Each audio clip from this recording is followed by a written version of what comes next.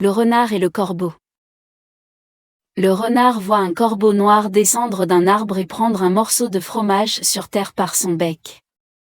Le renard regretta sa chance de n'avoir pas vu le fromage le premier.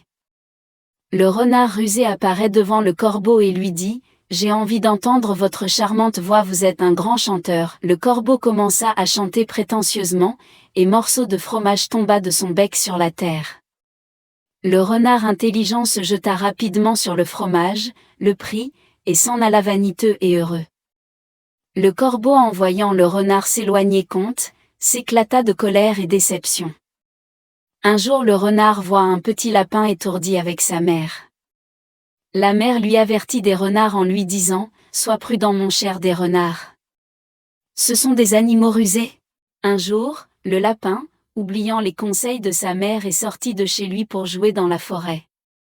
En ce moment, le renard était planqué derrière un arbre et surveillait le lapin, et quand ce dernier s'approcha et entra dans le terrier le plus proche. Le renard, qui n'a pas supporté sa défaite, commença à réfléchir à une nouvelle manière pour attraper le lapin.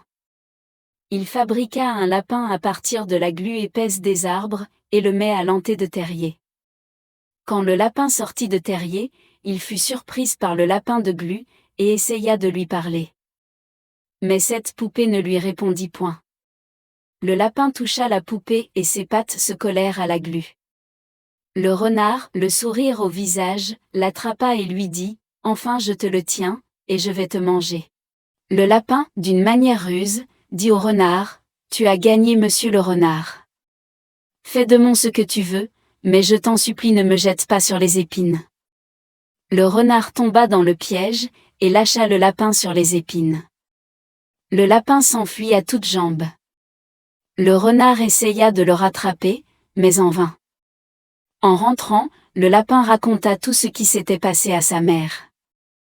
Elle lui reprocha de ne pas avoir écouté ses conseils, mais elle était fière de son intelligence et sa victoire.